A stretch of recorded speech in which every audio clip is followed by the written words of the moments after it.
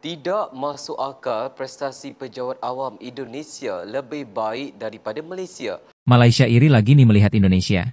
Tahu gak sih guys, baru-baru ini media Malaysia memberitakan di televisi nasional menyampaikan protes, yang katanya, tidak masuk akal jika kinerja ASN Indonesia lebih baik dari Malaysia, ucap media Malaysia tersebut.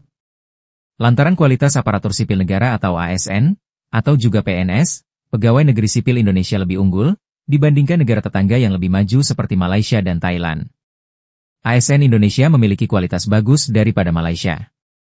Kualitas ASN Indonesia tak hanya unggul di Asia Tenggara, tapi juga di Asia. Baru-baru ini, studi baru dari Universitas Oxford menyebutkan, kualitas PNS Indonesia di Asia Tenggara hanya kalah dibandingkan dengan Singapura. PNS Singapura memang memiliki kualitas terbaik di dunia. Itu berdasarkan studi Universitas Oxford yang memberi peringkat administrasi publik di 120 negara. Peringkat ASN Indonesia menempati peringkat ke-38 dunia, bersama Republik Dominika. Posisi ini lebih baik dibandingkan Malaysia di peringkat ke-40, dan Thailand di peringkat ke-42. Di tingkat Asia Tenggara atau ASEAN, Indonesia menempati peringkat kedua dengan skor 0,61, tepat di bawah Singapura yang meraih skor tertinggi di dunia dengan 0,85. Malaysia menyusul di posisi ketiga dengan skor 0,60, diikuti Thailand di peringkat keempat dengan skor 0,58. Filipina dan Vietnam berbagi posisi kelima dengan skor yang sama, yakni 0,54. Gaji ASN Indonesia mungkin lebih kecil dari Malaysia, tapi kalau masalah kinerja ASN Indonesia lebih baik dari Malaysia. Itu semua berdasarkan survei ya guys. Tidak masuk akal prestasi pejabat awam Indonesia lebih baik daripada Malaysia. Seorang pemerhati membangkitkan hal itu selepas berasa hairan dengan laporan Indeks Prestasi Pejabat Awam 2024 yang menyaksikan kedudukan Malaysia berada di belakang Indonesia. Menurut pemerhati, sedangkan populasi rakyat Indonesia mencecah 300 juta berbanding Malaysia yang mempunyai hampir 35 juta orang. Ekoran laporan itu, pemerhati berkata Perdana Menteri Datuk Seri Anwar Ibrahim dan Ketua Setiausaha Negara KSN Tan Sri Syamsul Azri Abu Bakar digesa buka mata untuk melihat kelompongan. Pemerhati mengulangi kritikannya apabila kerajaan yang mempunyai lambakan 1.6 juta penjawat awam ibarat menanggung biawak hidup sehingga mengheret kewangan negara ke jurang pembaziran dan bebankan pentadbiran negara setiap tahun. Katanya laporan didedahkan itu sendiri menunjukkan bahawa kritikannya berasas. Singapura muncul negara terbaik di dunia dalam Indeks Prestasi Pejabat Awam 2024. Menurut laporan Blavatnik Index of Public Administration, Republik itu berada di tangga pertama global dengan skor 0.85 jauh meninggalkan negara-negara jiran di Asia Tenggara. Manakala Indonesia di kedudukan ke-38 dengan skor 0.61, diikuti Malaysia di tempat ke-40 dengan 0.60 dan Thailand ke-42 dengan 0.58. Untuk rekod, laporan itu adalah projek penanda aras bagi menilai prestasi dan keberkesanan pentadbiran serta perkhidmatan awam di peringkat kebangsaan 120 negara di seluruh dunia yang didakwa dilakukan secara ad hoc. Tujuan utamanya ialah membantu pegawai tinggi kerajaan, mereka yang terlibat dalam usaha reformasi dan pihak berkepentingan lain memahami bagaimana negara mereka dibandingkan dengan negara lain dalam aspek pengurusan, integriti, penyampaian dasar dan proses dalaman. Semalam, saudara-saudara tahu, kita bukan negara besar, kita bukan negara kaya, kita bukan negara tentera kuat. Tetapi semalam saya duduk di ofis, pukul 10 pagi, Kedutaan Amerika kata, Anwar, pukul 11 Presiden Trump mau telefon. Boleh jawab ke? Saya kata, kita orang kecil. Tentu saya jawab. Ya. Sebelum itu, Presiden Xi Jinping, China, datang. Bulan depan, Presiden Trump datang Malaysia. Premier Li Qiang, China, datang. Perdana Menteri India, Modi. Itali, Perdana Menteri Kanada,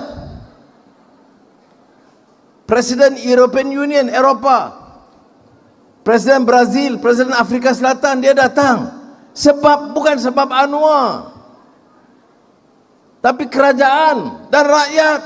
Kerana ini rakyat Malaysia, Perlis, Selangor, Sabah, Sarawak itu sudah bangkit mau selamatkan dan bersatu dan jayakan ekonomi Malaysia.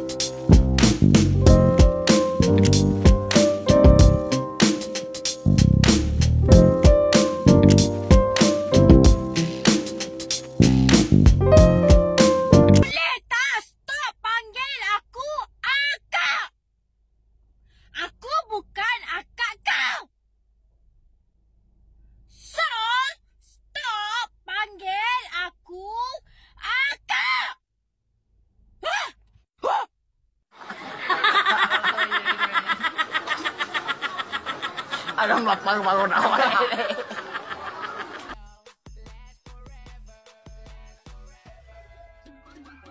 Yap, ASN Indonesia mendapatkan peringkat 1 untuk kategori upper middle income, yang higher income kayak Singapore, Australia, sama South Korea nggak ikutan. Kategori itu biasanya untuk Filipina, Malaysia, Vietnam, Thailand, dan lain-lain. Apa aja sih kategorinya sampai kita bisa jadi juara 1? Yang pertama adalah kebijakan publiknya, yang kedua adalah efisiensi pelayanannya. Lanjut, yang ketiga adalah sumber daya manusianya, dan yang keempat adalah strategi kepemimpinannya. Well, kalian setuju nggak? Aku sih nggak tahu ya ASN di luar negeri itu performanya kayak gimana. Tapi aku setuju sama top komen di postingan asumsi yang ini. Soalnya kan ASN itu tipikal yang oke pak, siap, aman, mantap. Jadi kalau misalnya pemimpin yang mengarahkan ke arah yang benar, dia tinggal ngikutin aja ke arah yang benar. Tapi kalau pemimpin yang nggak benar, either dia ikut nggak benar atau ya akhirnya dia resign. I don't know. Makanya pas lihat postingan ini aku kayak agak... Hampir saya tak pasti berapa jumlah rakyat Indonesia yang bekerja di Malaysia ataupun yang menetap di Malaysia. Saya percaya dalam hampir 2 juta rakyat Indonesia bekerja di Malaysia. Sebab di Indonesia ni, kau tahulah macam mana, banyak sektor industri dah gulung tikar dah. So aku rasa Presiden Bapak Prabowo Subianto buat begitu ada sebab. Mesti ada sebab, kan? Tak tahulah macam mana. Tapi nasib baiklah di Malaysia ni menolak sekeras-kerasnya negara haram jadah tu. Kita, sebab Malaysia mempunyai prinsip yang tegas. Tolak-tolaklah habis-habis. Okey? Dan aku tak rasa suatu hari nanti kedutaan Israel di Indonesia pula bakal dibuka. So kepada rakyat Indonesia sekalian, ini pengajaran ya. Pengajaran, pilihlah pemimpin yang betul-betul berjiwa rakyat. Bukan hanya sekadar omong kosong, tetapi realitinya enggak ada. Dan saya percaya sebelum sidang ASEAN dalam pertemuan dengan Presiden Donald Trump Amerika Syarikat, kita akan menggunakan juga kesempatan itu